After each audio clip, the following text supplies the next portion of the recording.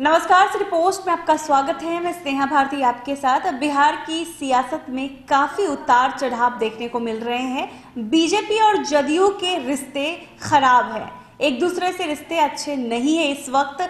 आपको बता दें कि अरुणाचल प्रदेश में जिस तरह से जदयू के 6 विधायक टूटकर और बीजेपी में शामिल हो गए, उसके बाद से ही बीजेपी और जदयू दोनों के रिश्ते खराब चल रहे हैं। इस बीच आपको बता दें कि विपक्ष इन दोनों के खराब रिश्तों का पूरा फायदा उठाने में लगा हुआ है।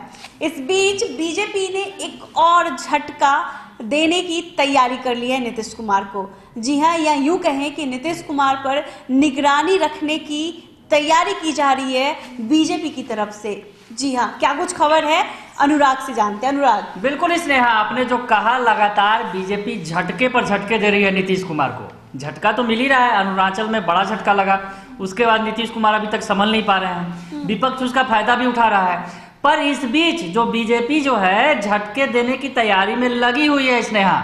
और इसके बाद हमने दर्शकों को अपने खबर एक कल दिखाई थी कि चिराग पासवान को भी कहीं ना कहीं जी केंद्रीय मंत्रिमंडल में शामिल कर बीजेपी नीतीश कुमार को एक और झटका देने वाली है, मुंह चिढ़ाने वाली है। हालांकि वो आरजेडी के नेता जो हैं उदय नारायण चौधरी, उनका बयान था और उस बयान के आधार पर ये बातें मानी जा रही थी। वो अंदर खाने की खबर बता रहे थे कि चिराग पासवान को मंत्रिमंडल में शामिल करने जा रही है बीजेपी, और नीतीश कुमार के लिए कहीं ना कहीं वो झटका होगा।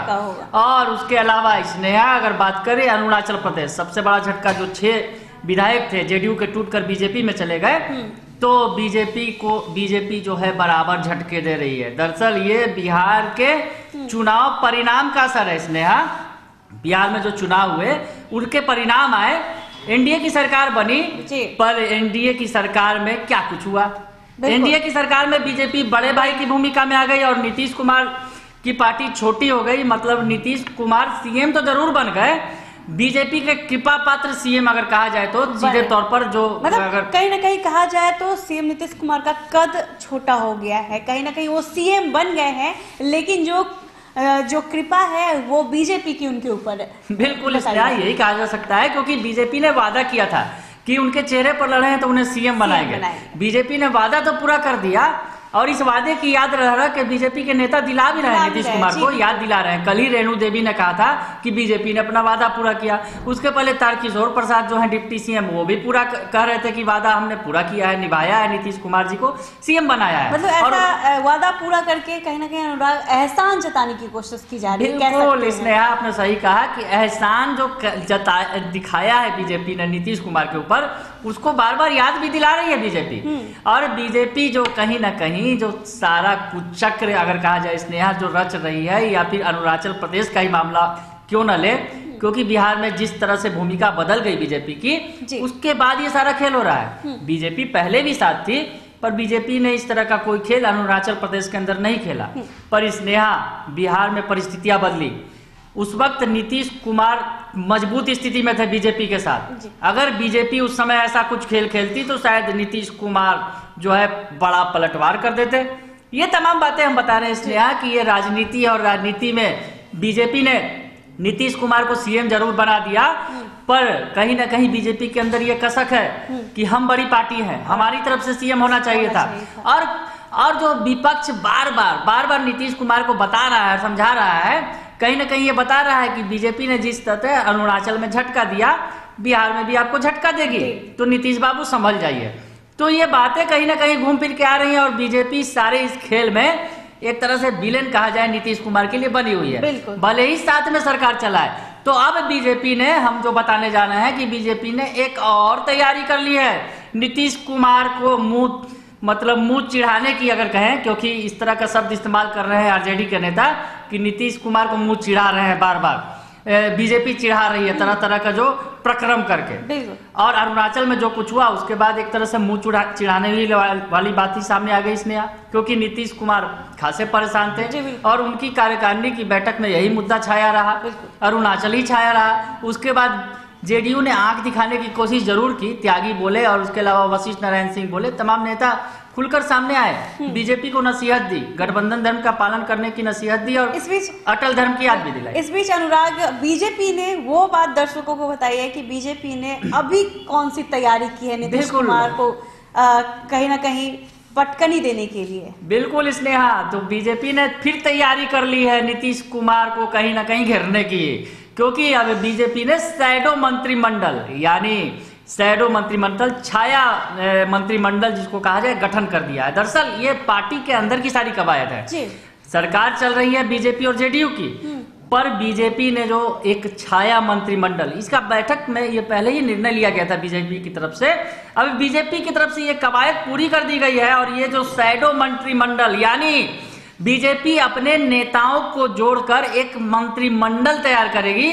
मतलब नीतीश कुमार के पैरेलल एक बीजेपी का मंत्रिमंडल चलेगा, जो बीजेपी के साथ साथ जेडीयू के मंत्रियों यानी नीतीश कुमार के जो मंत्री हैं, तमाम मंत्री, उनके काम पर नजर रखेगा स्नेहा। तो कहीं ना कहीं मुश्किलें बढ़ने वाली है नीतीश कुमार की स्नेहा, क्योंकि अगर ये जो शैडो मंत्रिमंडल है, जिस तरह से गठन भी कर दिया गया इसका, जो संजय जायसवाल है, पिछले दिनों आपको याद भी होगा उन्होंने लॉ एंड ऑर्डर पर सवाल उठाए थे बिहार सरकार पर, अपनी ही सरकार पर, तो संजय जायसवाल ने सारी कवायदें कर दी हैं। अब ये शैडो मंत्रिमंडल जितना भी काम, सरकार के काम जो हो रहे हैं विभिन्न जिलों में, इन तमाम जिलों में ये जो शैडो मंत्रिमंडल है वो नजर रखेगा। सर अनुराग, ये जो शैडो मंत्रिमंडल का गठन किया गया है, तो बीजेपी क्या इससे क्या साबित करना चाहती है कि नीतीश कुमार पे बीजेपी को भरोसा नहीं है?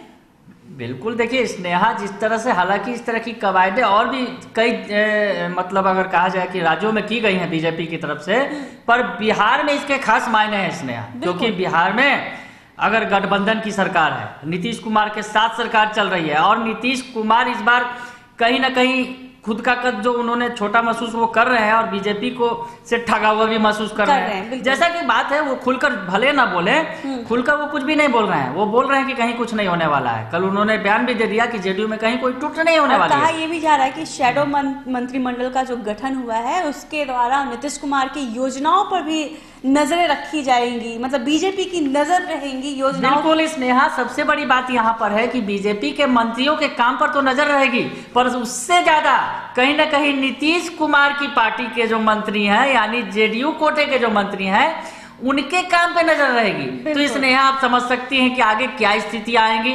जेडीयू के काम पर नजर रखेगी बीजेपी का जो शैडो मंत्रिमंडल है यानी शैडो जो नेता जो है, एक गठन होगी, जो पार्टी के तमाम जो नेता हैं, बड़े बड़े सीनियर नेताओं को भी इसमें रखा जा रहा है, वो तमाम जिलों में काम पर नजर रखेंगे। मतलब सरकार का क्या काम हो रहा है। हालांकि एक तरह से अगर देखा जाए स्नेहा, अगर इसको पॉजिटिव वे में लिया जाए तो ये एक अच्छा काम है, ये एक अच्छा बेहतर कदम है, इसलिए क्योंकि बिहार जिलों में काम हो रहे हैं या नहीं हो रहे हैं इस पर नजर रखी जा सकती है।